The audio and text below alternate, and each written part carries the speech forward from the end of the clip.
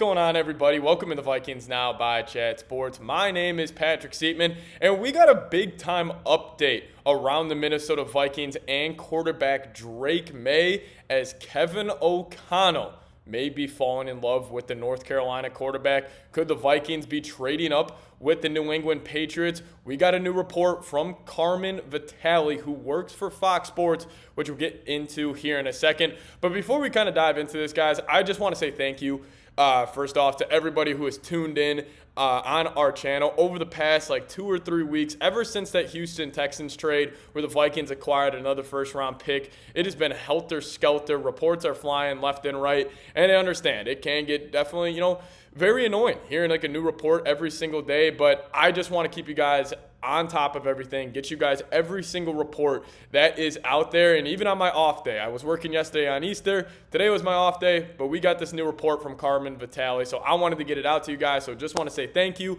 for kind of putting up with all these rumors, new reports that we do get around the Minnesota Vikings. And hey, if you guys haven't already, make sure you guys do hit that subscribe button. We're actually going to be closing in on 24,500 subscribers. It's unreal, man. So seriously, just thank you guys so much. I really do appreciate it. But hey, hit that sub button if you guys haven't already. But let's talk about what Carmen Vitali, she works for Fox Sports, and she's pretty tapped in the NFL, and she dropped this report actually early on or late last night. And she says, from sources I've talked to, the Vikings and coach Kevin O'Connell in particular likes Drake Maye, the former UNC quarterback with a high floor and tremendous pocket presence. I'll say that again. Carmen Vitali had this to say. From sources I've talked to, the Vikings and head coach Kevin O'Connell in particular likes Drake Maye, the former UNC quarterback with a high floor. Also, Colin Cowherd, I was just watching a show early on today. Cowherd's obviously pretty tapped in with league sources. He had a report that came out that said the Minnesota Vikings are going to do whatever it takes to trade up for the North Carolina quarterback. So where does that leave Minnesota? If we know that, we're going to base this video off that the Vikings, that their number one option is going all in for Drake Maye. And I've said this on the channel countless times. I said either the Vikings are going to go send a Godfather offer to either pick number 2 or pick number 3 and try to get the North Carolina quarterback. But if they can't do that, I could very well see the Vikings being content with maybe sending 11 and 23 and trading up to either pick 4 or 5 and just drafting J.J. McCarthy. But let's talk about kind of how the Vikings could get to a spot where they could draft Drake Maye. So we got the report, not really a report, I would say it was pretty much leaked from Brian Kelly. It was after the LSU Pro Day, and he was saying, he was just talking to media members, and he said, I can't wait to see what Jaden Daniels is going to do with those weapons in Washington. He already kind of had the Commanders penciling in Jaden Daniels. So let's just say, obviously, Caleb Williams goes number 1. The Washington Commanders, new GM Adam Peters, they want to go get their franchise quarterback, and they think Jaden Daniels is that guy. So then then it gets to the New England Patriots. Pick number 3.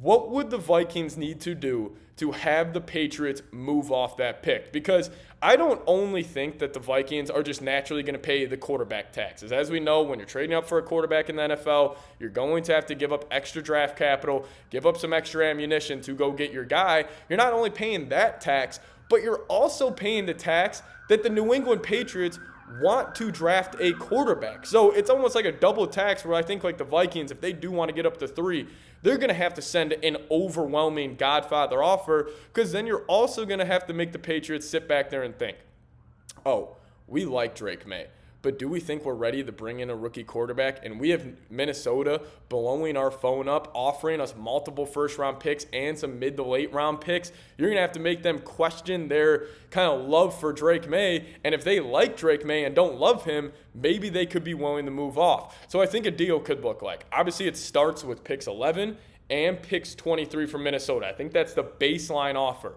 And then to get up to number 3, you're no doubt going to have to give up next year's first-round pick. I think that is almost a given. And then I think with the Vikings having 2 4ths and 2 5ths this season, I think you give up 1 4th and 1 5th, and then also a 3rd-round pick for next year, assuming the Vikings do end up giving a comp pick back for actually KJ Osborne going to the New England Patriots and Daniil Hunter and Kirk Cousins leaving. The math is starting to look like that the Vikings should get a 3rd-round comp pick for next season. So then your final offer, the New England, and I think this would get it done. It would be the Vikings sending both first-round picks this year, 11, 23, a third and a fourth for this season, and then a first for next season, and then also a third. So that's a total of 3 first-round picks, 2 thirds, and a fourth. So 6 picks to move up from 11 to 3 in this year's draft. And hey, if you're a Patriots fan watching this video, I love getting you guys involved. Would you do that deal? Would it be 3 firsts, 2 thirds, and a fourth? Would that be enough to have you say, you know what, we'll move back in this year's draft, and maybe they could go get another guy. Maybe they could go get somebody at 23 like a Michael Penix or a Bo Nix. But also, if you're a Vikings fan, would you trade 3 firsts, 2 thirds, and a 4th-round pick for the North Carolina quarterback? Let me know your thoughts down below in the comments section. Now, coming up just in a second, I do want to discuss, I have 2 takes around this football team. I don't think the Vikings will be trading with the Los Angeles Chargers unless it is literally right before that pick at number 5. I'll explain my thoughts there in a second. And then also, I just want to talk about Drake Maye versus J.J. McCarthy. And then also, I kind of want to talk about the Vikings over-under this season being set at 6.5. But before we dive into that, guys, I got to tell you guys about today's sponsor, and that is Prize Picks. If you guys download the Prize Picks app on your phone, and when you're making your first deposit, if you guys use promo code CLNS, we will match it up to $100. Now, what is Prize Picks? It is daily fantasy sports. It is my favorite app I have on my phone. We actually have some women's college basketball getting underway tonight. You got Caitlin Clark, Angel Reese. I'm going to be making a lineup for that, and it's really simple. All you do is you pick more than or less than on some player stat projections from 2 to 6 players. Submit your lineup, and you guys can start seeing the cash rolling today. Obviously, no football. It's not going to get started here until the preseason, but you guys can still make lineups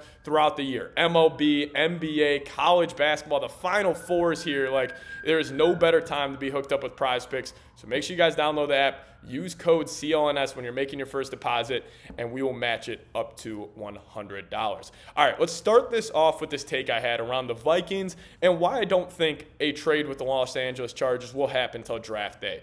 I think if I had to pick one team right now before the draft comes around, I think it would be the Cardinals. Cardinals or Patriots that the Vikings trade up with. Patriots is going to be hard because if they really like a quarterback, they're not moving off that spot, I don't think. But let's just say, Cardinals, they want to sit with Marvin Harrison, and they're telling you, hey, we're not trading this pick, we're sitting there. And you're the Minnesota Vikings. Now you start calling the Los Angeles Chargers. And why I don't think a trade will happen before draft day is because, let's just say you're Minnesota. You send 11 and 23, and that's it, and you get the 5th pick. Okay, you're sitting at number 5 right now. What if some team sends Arizona a Godfather offer to go get J.J. McCarthy? And then it goes quarterbacks for the first 4 picks, and then the Vikings are kind of stuck there at pick number 5, and you're sitting there saying, like, oh, what do we do now? Yeah, it would be sweet to get a guy like Marvin Harrison, Brock Bowers, but that's just not what the Vikings are trying to do here. They're trying to get their franchise quarterback. So I think if they would be making a trade to get with the Los Angeles Chargers pick, they are going to wait until draft day. And if it goes quarterback, and then the Cardinals, maybe you still are calling them on draft to be like, hey, let us trade up. And they're saying, hey, sorry, we're not moving back. We're taking Marvin Harrison. And then you immediately get on the phone with the Los Angeles Chargers and get that 5th pick. But by no means, I think any chance where we get a notification where it's like, oh, the Vikings are trading up to get the 5th pick in the draft before draft day. I just don't think it makes any sense. It's too risky for Minnesota. So I just kind of wanted to get, my thoughts out there. Now, let's break down Drake Maye versus J.J. McCarthy because Vikings have 2 options. You either send the overwhelming haul and you go get Drake Maye, or you send 11, 23, and maybe a third or something, and you go draft J.J. McCarthy.